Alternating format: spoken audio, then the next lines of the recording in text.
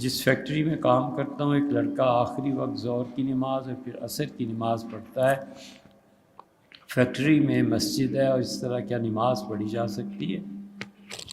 دیکھیں، جب شدید ضرورت پیش آ جائے تو اصل اصول یہ ہے کہ اللہ نے فرمایا کہ لوگوں نماز ادا کرو اس وقت کے مطابق جو اللہ نے ضروری قرار دیا، اور حضور صلی اللہ علیہ وسلم نے تمام عمر اس پر عمل کیا ہے۔ ان الصلاۃ کانت علی المؤمنین کتابا موقوتا، اور ہم نے ایمان والوں پر نماز فرض کی ہے وقت کی پابندی کے ساتھ، تو اس لیے نماز ہمیشہ وقت کی پابندی سے پڑھنی ہے۔ آدمی اگر معذور ہو جائے، جیسے فلائٹ ہے، جیسے ریل گاڑی ہے، یا جیسے شدید بارش ہے، تو اس وقت حضور صلی اللہ علیہ وسلم حنفی فقہ کے مطابق ایک نماز کو بالکل آخری وقت پہ لے جاتے تھے اور آگے والی نماز کو پیچھے کر دیتے تھے۔ یعنی ظہر اور عصر کے دو نمازیں ہیں۔ ظہر کی نماز مثلاً فرض کیجیے کہ اس کا آخری وقت فرض کر لیجیے 3 بجے، اور اس کے بعد عصر کا وقت شروع ہو جاتا ہے، تو وہ 3 بجنے میں 10 منٹ پہ ظہر پڑھ لے اور 3:05-7 پہ وہ عصر پڑھ لے۔ بظاہر دیکھنے میں 2 نمازیں جمع ہو گئیں، لیکن ایک نماز اپنے انتہائی وقت پہ آ گئی اور ایک نماز پہلے وقت میں آ گئی، دونوں ٹھیک ہو۔ تو ظہر اور عصر کو اس طرح جمع کرنا، اور مغرب اور عشاء کو اس طرح جمع کرنا کہ مغرب کی نماز اول درجے میں پڑھ لے اور پھر عشاء کی نماز وقت داخل ہوتے ہی پڑھ لے۔ یہ وہ ترتیب ہے جو فقہا نے لکھی ہے، جمع ثوری کہلاتے ہیں، یعنی بظاہر جمع ہے لیکن حقیقت میں وہ اپنی اپنی جگہ پر ہے۔ تو اس لیے حضور اقدس صلی اللہ علیہ وسلم کے متعلق آتا ہے کہ نبی کریم صلی اللہ علیہ وسلم ظہر کو مؤخر کرتے تھے، آخری وقت میں ادا کرتے تھے، اور عصر کو پہلے وقت میں، اور مغرب میں بھی ایسے ہی کرتے تھے۔ مثلا مغرب کا وقت فرض کر لیجئے کہ 7:30 بجے ہے، تو مغرب کا آخری وقت 7:30 ہے، تو 7:25 تک وہ پڑھ لی، اور عشاء کی نماز جو حقیقتاً ہونی تھی 9 بجے، 8 بجے کسی اور وقت پہ، اس کو لے آئے پہلے، تو عشاء اپنے وقت سے پہلے آ جائے گی، مغرب اپنے وقت کے اعتبار سے آخر پہ آ جائے گی، ظہر آخر پہ چلی جائے گی اور عصر پہلے آ جائے گی۔ نمازوں کو جمع کرنے کا طریقہ یہ ہے، یہ نہیں ہو سکتا کہ وہ ظہر کی نماز کو مثلا اس نے 12:30 پڑھ لیا، اب عصر بھی پڑھ لے، یہ نہیں۔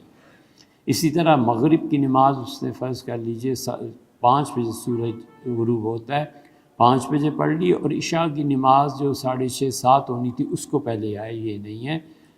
ظہر کو آخر تک لے جائے گا اور عصر کو کھینچ کے پیچھے لائے گا، اور مغرب کو آخر تک لے جائے گا اور عشاء کو کھینچ کے پیچھے لائے گا، یہ ترتیب بنے گی۔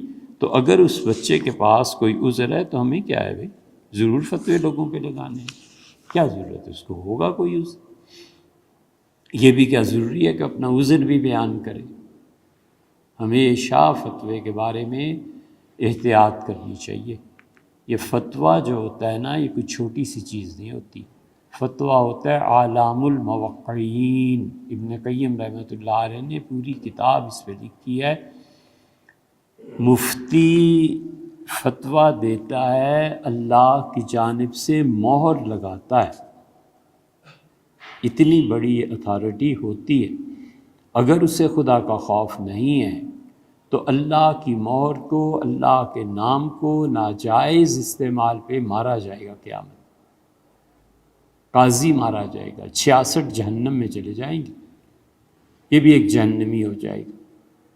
اس لیے ہمیشہ فتوے میں احتیاط کرنی چاہیے، شرعی حکم میں احتیاط کرنی چاہیے۔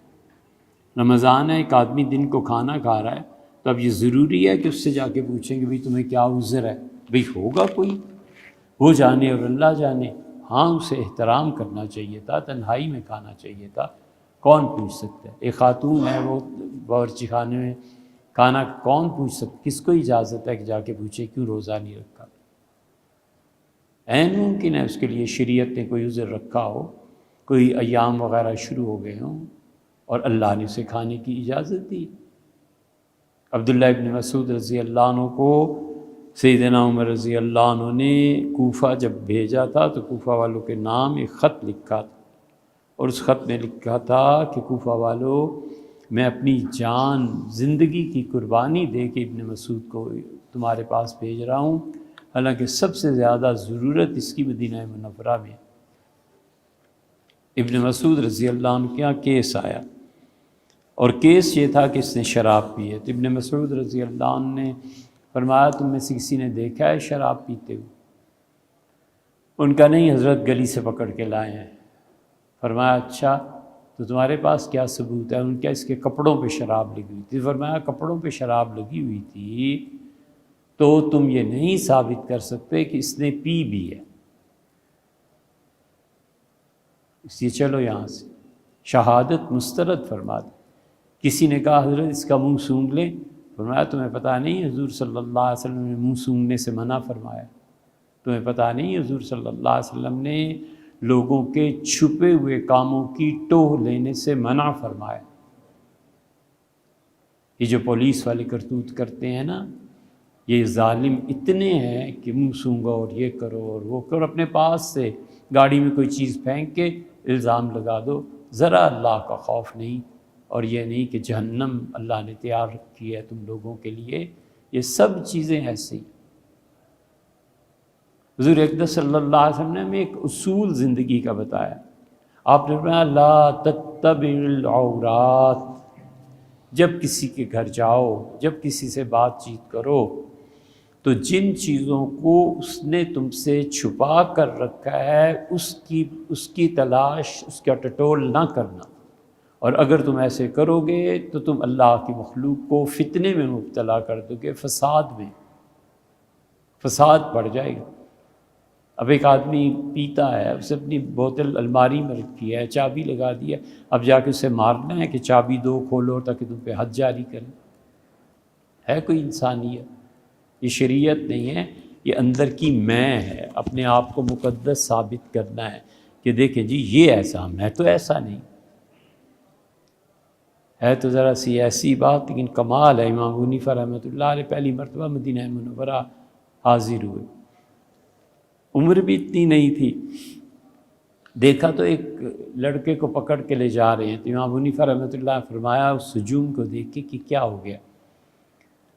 تو انہوں نے کہا کہ شراب کی بوتل جار برآمد ہوا ہے اس سے۔ فرمایا پھر کیا ہوا؟ لوگوں نے کہا حضرت لے کے جا رہے ہیں تاکہ قاضی سے اس کو شراب کی سزا دلوائیں۔ تو فکرہ امام صاحب رحمۃ اللہ جو کہا نا ذرا ذہانت سے سمجھنے کے قابل ہے، فرمایا شراب کی سزا بھی اور اس لڑکے پہ بدکاری کے درے یا رجم یا سنساری جو بھی اس کی شادی کی وجہ سے پوزیشن ہے وہ بھی کرا لانا۔ ان کا حضرت وہ کیوں کرا لیں؟ تو فرمایا اگر شراب کی بوتل پہ سزا دی جا سکتی ہے تو بدکاری کے آلات بھی اسی کے ساتھ ہیں، وہ بھی حدات جاری کرا لیں۔